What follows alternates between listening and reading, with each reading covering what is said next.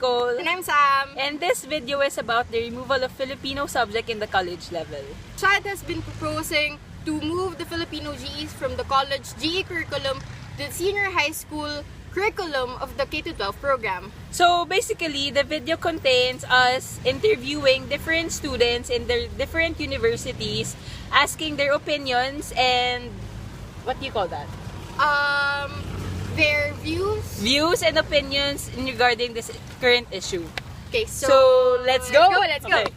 Okay, so now we've just finished our COM3 class and we're about to leave the school and We're going to hunt for students in Katipunan to interview for our little project. okay. Yay! So, who do you think should we interview for this project? Mom said that we can't interview anyone from UP, so we have, Ateneo yeah, Ateneo or Miriam. Yeah, because it's so near our place. Yes. Where do you think should we go? I mean, which resto or should we go to the school? I think we should go to Starbucks. Everyone is there. Yeah. Okay, so now we're on our way to Starbucks and we're gonna look and search for students that we can ask and interview regarding our project. Okay. Hi, I'm Elise. I'm from Ateneo de Manila University. Okay, so we just have a few questions regarding the removal of Filipino subject in the college level. So, First off, are you aware of the exclusion of Filipino GE in the new college curriculum? Yes. In your opinion, is it beneficial to remove the Filipino GE? I would say that it isn't beneficial to completely remove it from the college curriculum, but I would see why they would do that because with the implementation of the K-12 program, it would be redundant for us to teach the same kind of subject matter there and have the same kind of subject matter in college. So I feel like the best way to go about it would be to have a more focused discussion in college, maybe explore more of the literature in the Philippines rather than just the basic kind of topics that you would cover in K-12. What are your experiences while taking Filipino GEs in Ateneo?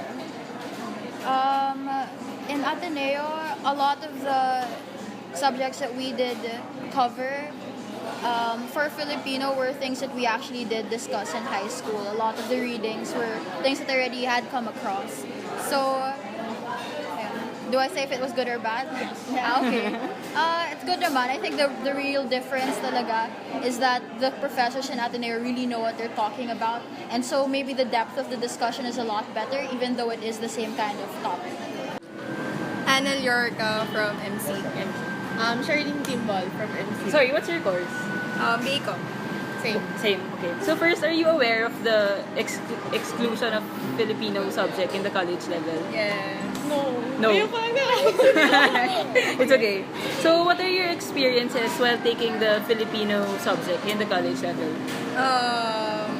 Much distraction. Or okay lang naman kasi parang nadadagdagan yung kaalaman ko about Filipino. Kasi nga masyadong modern na yung Philippines ngayon. Okay. So parang More on the past. Parang na-aware tayo kung ano talaga yung dapat tayo. Okay. And you? What are your experiences? Parang siguro mas nalaman ko yung tamang paggamit ng mga words. Kasi may mga words na tinatakal kami na mali pala, tapos parang ang tagal na naming sinasabi to, tapos mali pala siya all this time. Parang, what? Parang, Okay. like, Okay. Lastly, do you think you've learned enough of the Filipino language? Enough. I've learned a lot, pero I think it's not enough. Okay. And you? siguro, siguro tama lang din, pero hindi ko masasabi na, as in, sapat na siya. Okay. So do you think we should remove the Filipino subject in the college level? Ako no. No. Alright.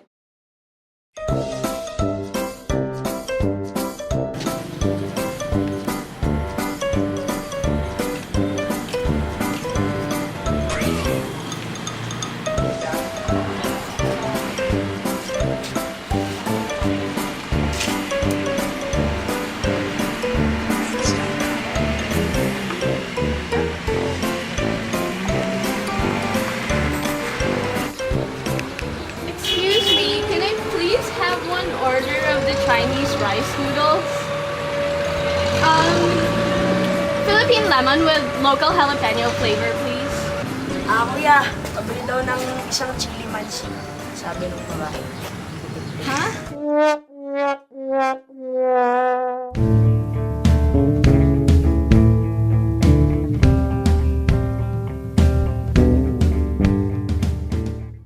Hi, I'm Patrick Albino P. I'm fourth year political science student dito sa Ateneo. Good stuff. Are you aware of the exclusion of Filipino GEs in the college curriculum?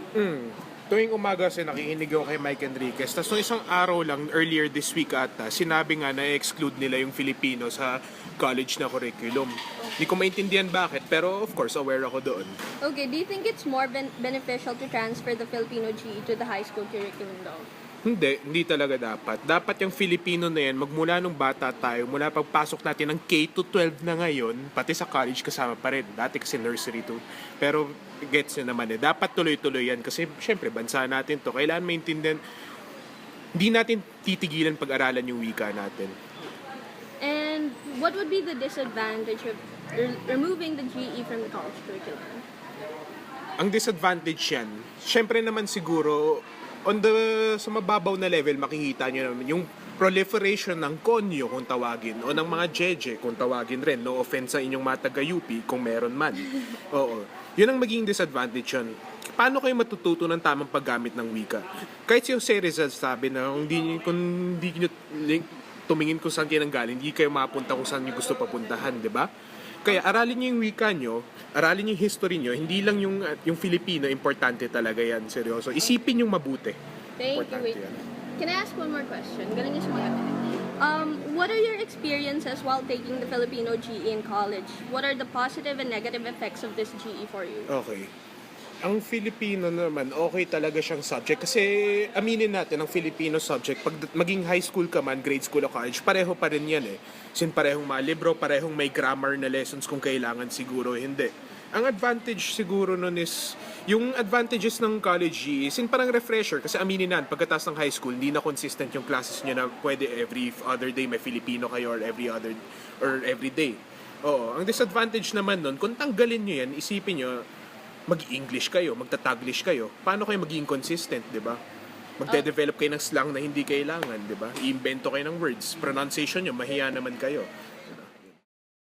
I think Filipino should be taught continuously throughout your entire adolescent life, from preschool until college. It's something that you have to be taught continuously. That's what I think. Okay. What would be the disadvantages of removing the Filipino GEs from the college curriculum? I think people now, well, in our age, are more aware of the Filipino reality, are more awakened, are more conscious. And once you take that out and give it to people younger or give it to people who are less mature, I'm not sure if I'm using the right terms, less mature, less developed or something. Like, if you teach me something in Filipino literature when I was 14, I wouldn't understand it as much as I will now. Okay, so for our last question, do you think it is enough to use the Filipino language as the medium of instruction rather than having Filipino GEs in the curriculum? I think those are two very different topics.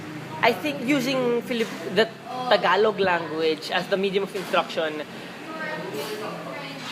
I think once we're like, 17, 18, and we enter college after K-12, diba? We're gonna know the language but we're not gonna know the literature. I don't care if they use Tagalog as the medium of instruction, but I would care if they give us Filipino, readings for us to learn. I think those are the differences. Okay. Ng Tagalog ng predicate, hindi nga nila natatandaan na eh. Kasi nga, commonly tinuturo lang siya during grade school. So, hindi na siya nagkakaroon ng recap pagdating sa high school and sa college. And then ngayon, parang galit ba? Parang disagree ako dun. Oh my god, Nadine's so freaking annoying. Like, why would she even do that? She won't even listen to me. Anyways, where do you want to eat? What is that even made of? Back. Way back. What's baka? account. Alam mo nga ako sa'yo, mag-take ka ng Filipino subject. Why? Why do I even need that? Hindi ka nga... Hindi ka Dude, taga-States. seriously, why do I need that? Hindi ka taga-States. Tigilan mo. People can understand English. Tigilan mo.